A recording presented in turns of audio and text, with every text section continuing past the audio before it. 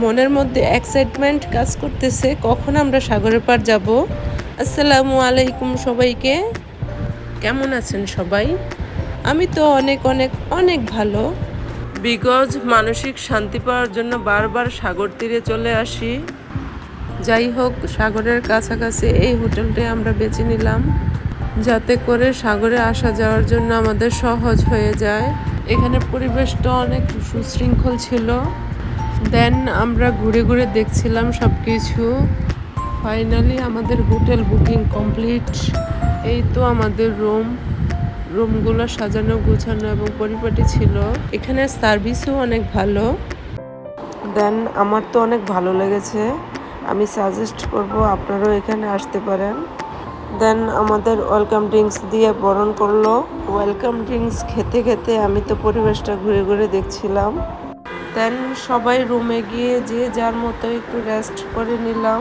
By the way, আমরা যেখানে ঘুরতে যাই সবাই মিলে একসাথেই যাই। জয়েন্ট ফ্যামিলির সাথে ঘুরতে যাওয়ার মজাটাই একটু অন্যরকম। আমরা ঘুরতে গেলে সবাই সবার মতো করে আনন্দ করতে থাকি।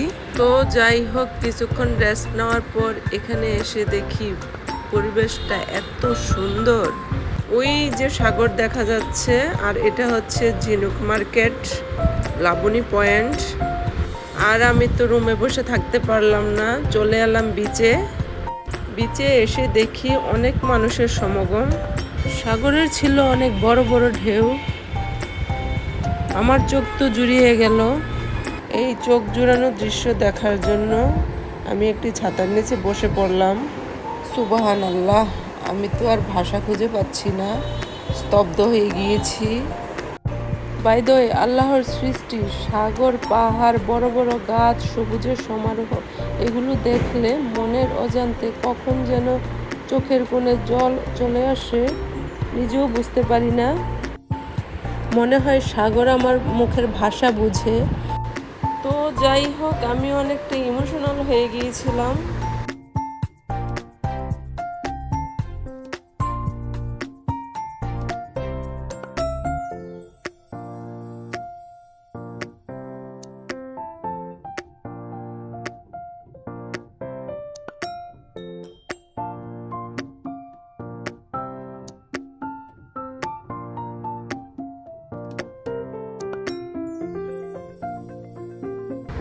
So they are my grand children.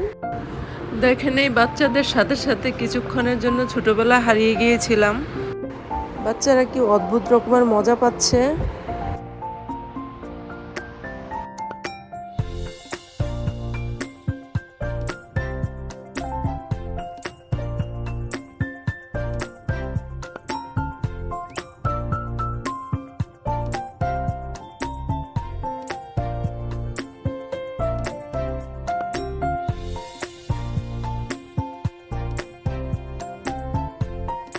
এখানে বসে বসে দেখছি এবং ভাবছি যে যার মতো করে আনন্দ করতেছে। এখানে আসলে মনের মাধুরী মিশিয়ে ছোট বড় সবাই অনেক মজা করে। যাই হোক, সময়ের স্বল্পতার কারণে ভিডিওটা আসলে বড় করতে চাই না। লাইক, কমেন্টস এবং শেয়ারের মাধ্যমে সবাই আমার পাশে থাকবেন। আজকের ভিডিও এই পর্যন্তই। পরের পার্ট শীঘ্রই আসবে ইনশাআল্লাহ। সেই পর্যন্ত সবাই ভালো থাকবেন এবং আমার জন্য দোয়া করবেন। সবাইকে আসসালামু আলাইকুম, আল্লাহ হাফেজ।